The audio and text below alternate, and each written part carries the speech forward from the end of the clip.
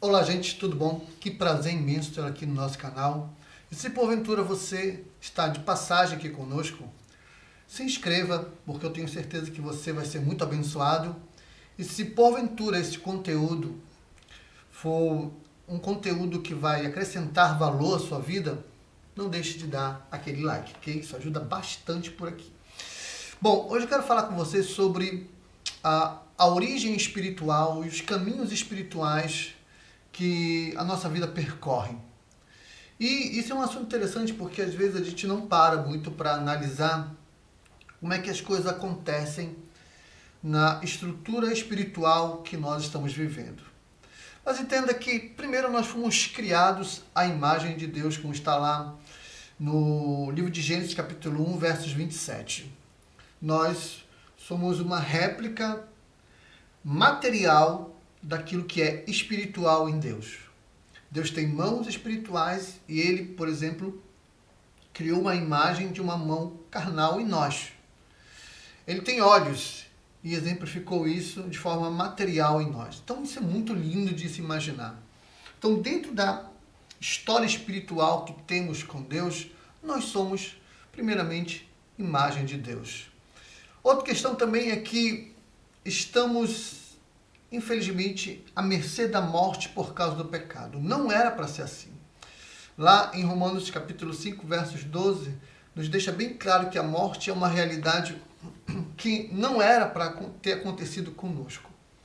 Mas, na nossa cronologia espiritual, nós permitimos que o pecado invadisse nossas vidas e nos contaminasse com as consequências terríveis do pecado.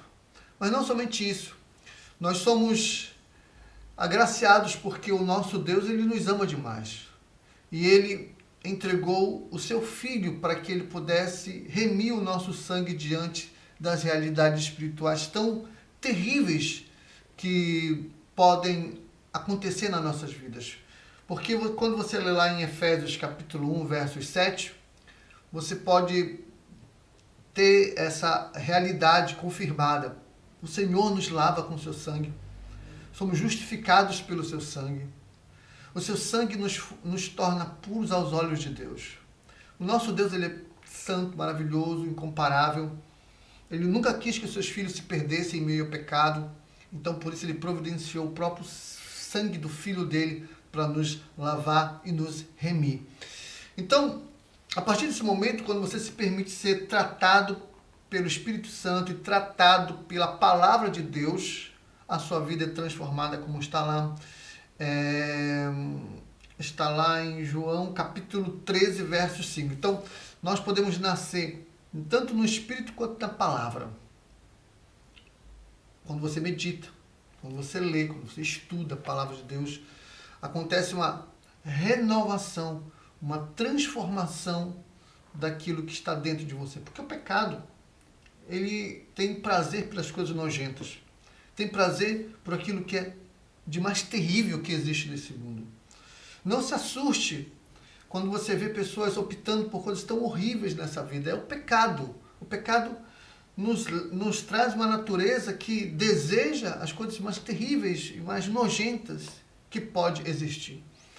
Agora, tem uma questão que acontece no mundo espiritual que é muito importante, porque nós tivemos a nossa imagem, essa imagem, deturpada pelo pecado. Mas, como diz lá na segunda carta aos Coríntios, capítulo 3, verso 18, o Senhor, ele restaurou a nossa imagem, restaurou aquilo que somos diante de Deus. Que maravilhoso. Isso é algo muito lindo, porque diante do Senhor, nós somos pessoas totalmente diferentes das realidades que tínhamos antes de conhecê-lo, quando estávamos envolvidos no pecado. Mas, se tem uma coisa que acontece dentro de nós, dentro da nossa trajetória cronológica, espiritual, é que a partir do momento que você aceita Jesus, nós temos uma esperança, temos uma alegria de estarmos aguardando a manifestação gloriosa de Cristo Jesus. como é que está lá em Romanos capítulo 5, versos 12. Porque o Senhor Jesus ele vem no seu determinado tempo para restaurar todas as coisas desse mundo. E ele vai governar sobre todos nós. E aquele que é transformado pelo sangue de Jesus, é redimido na sua imagem e que não está mais à mercê do pecado, que consegue vencê-lo, lutar contra ele, esse tem a alegria e a esperança de aguardar com paciência a manifestação de Cristo Jesus. Porque o seu reino será estabelecido, um novo céu, uma nova terra será estabelecida. E isso é algo que tranquiliza o nosso coração em meio às tantas dificuldades, em meio a tantos problemas que nós encontramos e vimos acontecer nesse mundo. Essa é a nossa esperança, ok? Que Deus abençoe você, essa é a mensagem que nós temos para hoje. Até a próxima.